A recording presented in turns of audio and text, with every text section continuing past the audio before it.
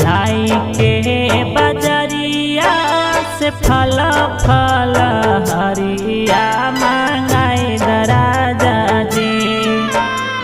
जाई के बजरिया से फल फल हरिया मांगाई राजा जी।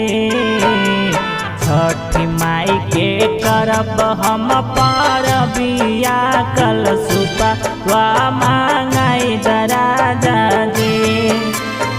छठी माई के करब हम परबिया कलशुपवा मांगाई राजा जी।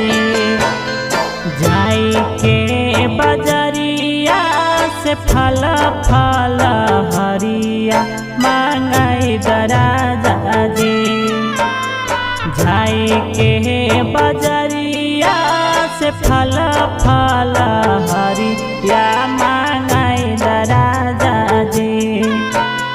छठी माई के करब हम परबिया कलशुपवा मांगाई राजा जी।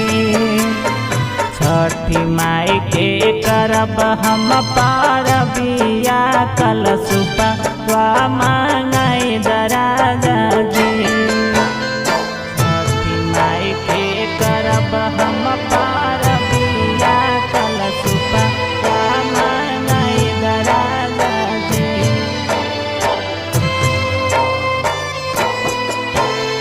छठी माई के करब हम परबिया कलशुपवा मांगाई राजा जी।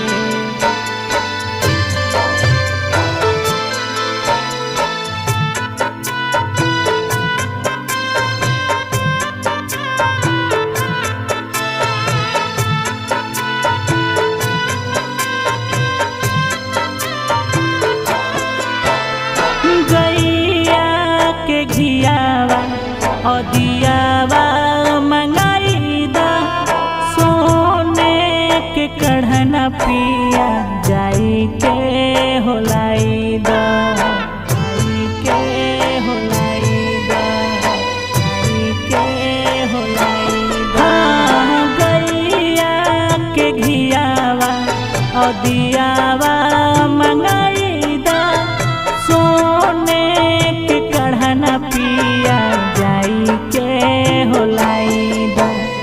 सुपवा दौड़िया पिया छोटा का देवर से मंगवाई दानु हो।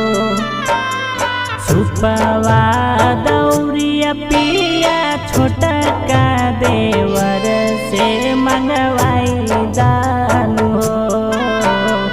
छठी माई के करब हम परबिया कलशुपवा मांगाई दानु हो।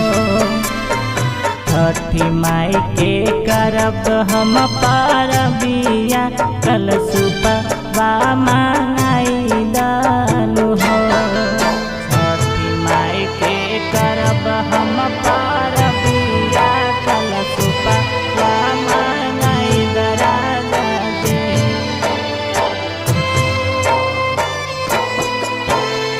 छठी माई के करब हम परबिया कलशुपवा मांगाई राजा जी।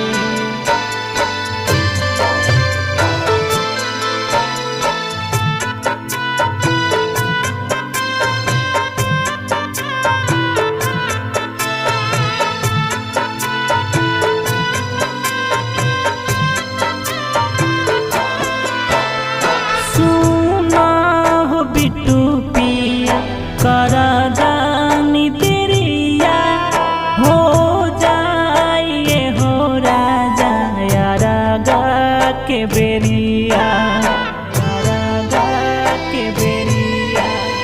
यारा के बेरिया। हाँ सुना हो अशोक पिया कर जानी तेरिया हो जाइए हो पिया यारा के बेरिया।